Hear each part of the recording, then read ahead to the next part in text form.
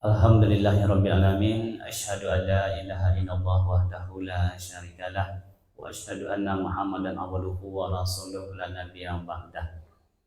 Qala Allahu ta'ala fi kitabil karim, na'udzu billahi minasyaitonir rajim. Bismillahirrahmanirrahim. Ya ayyuhalladzina amanu udkhulu fis silmi kaffah. Bapak Ibu yang saya muliakan, syukur kita kepada Allah, kemudian selawat kita kepada Nabi Muhammad sallallahu alaihi wasallam. Melanjutkan muzakarah kita 2 pekan yang lalu bahwa bagaimana karakter seseorang muslim yang kita rujukkan kepada diri Rasulullah SAW dan bagaimana itu juga ada dalam diri kita. Sekarang kita bicarakan ada 3 yang telah kita bicarakan, bahwa Nabi itu pemikirannya bagaimana menyelamatkan orang lain, ya, bagaimana orang yang terlahir ke dunia ini, bahkan manusia yang terakhir di dunia ini selamat. Dan bahkan Nabi nanti di akhirat pun masih memikirkan umatnya. Kemudian yang kedua, ketika dia bicara itu adalah kebaikan, bahkan mengajak orang untuk berbuat baik. Yang ketiga, diamnya Nabi itu bukan diam melamun kayak kita, tapi diam Nabi itu adalah selalu ingat Allah Azza wa Jalla. Ya, selalu berzikir kepada Allah. Nah, yang keempat dan yang kelima, bahwa mata dan telinga itu terpelihara dan terjaga. Mata terjaga, telinga terpelihara. Allah katakan, inna sam'a wal basara fu'ada kullu ulaika kana anhu mas'ula. Kata Allah, nanti sesungguhnya penglihatan dan pendengaran itu dan hati ini semua nanti akan diminta pertanggungjawabannya. Nah, hadirin berbahagia, inilah bagaimana seorang muslim mampu memelihara dan menjaga mata dan telinga ini. Penglihatan adalah salah satu panah yang dilakukan, yang digunakan oleh iblis, ya, di antara panah-panah yang dimilikinya. Maka Nabi katakan, siapa yang mampu menjaga pandangan ini, terutama dalam melihat aurat, maka Allah akan masukkan cahaya dalam hatinya. Masya Allah, hari ini bagaimana dengan mata kita gitu. Hadirin berbahagia, Imam Syafi'i rahimahullah. Imam Syafi'i rahimahullah di usia 7 tahun dia sudah bisa menghafal Quran. Di usia 10 tahun dia sudah hafal kitab Muwatta Imam Malik. Di usia 15 tahun dia sudah berfatwa. Begitu jeniusnya Imam Syafi'i rahimahullah. Ya. Satu ketika hafalannya agak terganggu gitu. Hafalan terganggu, Bapak. Maka dia datangilah gurunya Waqi'. Maka dia bertanya, "Ya Tuan guru, hafalan saya agak susah hari ini. Apa pasal?" Maka kata gurunya, "Barangkali kau bermaksiat." Ya, barangkali kau bermaksiat. Maksiat ini tidak bisa disatukan dengan cahaya gitu. Ada yang berbahagia. Maka Imam Syafi'i merenung, apa yang kulakukan? Rasanya tidak ada yang aku lakukan dalam maksiat. Dia pikir. Oh, rupanya dia ingat satu kali dia sedang dalam perjalanan. Ketika dalam perjalanan itu ada seorang perempuan yang naik kendaraan.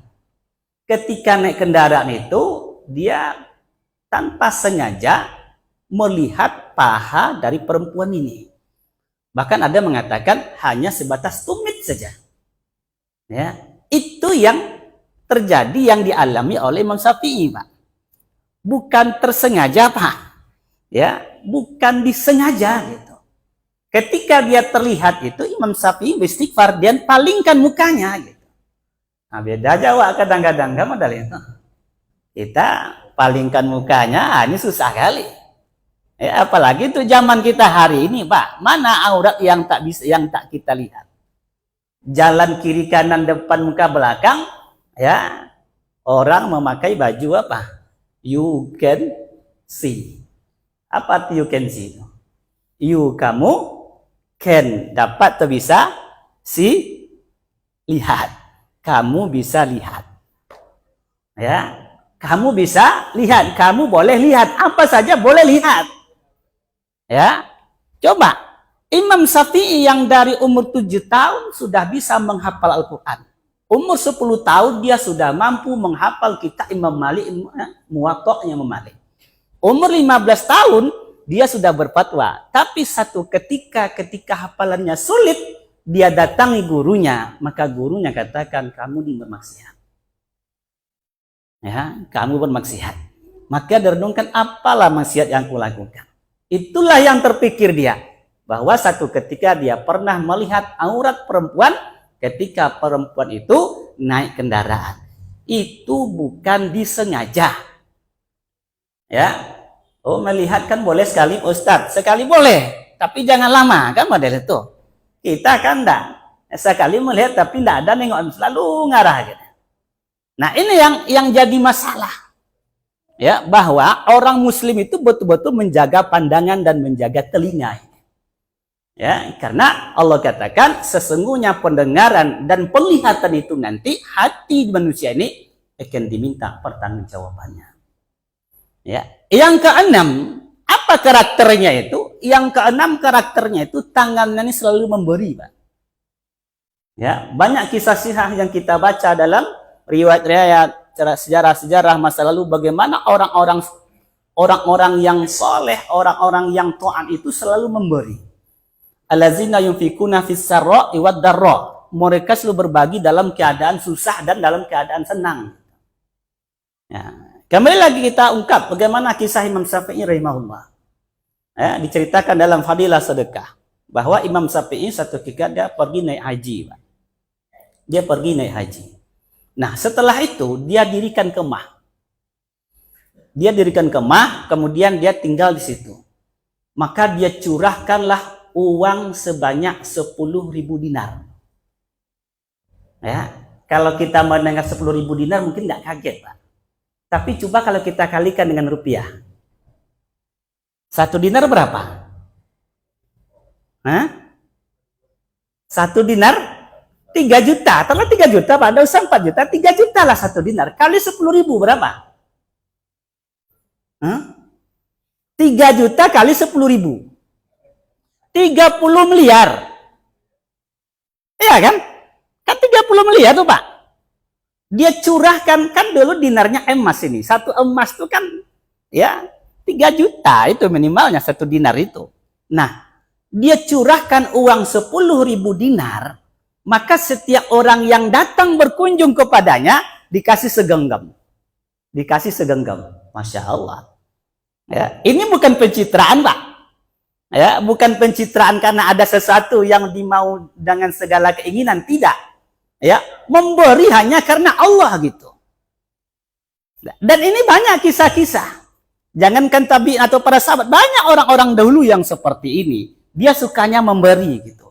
Karena tangan di atas lebih mulia daripada tangan yang di bawah. Masya Allah. Zaman sahabat, ya, ada kepala kambing yang berputar 7 rumah. Kepala kambing yang sudah dimasak, Pak. Ya, kata yang punya kepala kambing yang pertama ini, ketika sudah dimasak, ya, ini tetangga saya nih mungkin lebih suka nih, senang kepala kambing nih.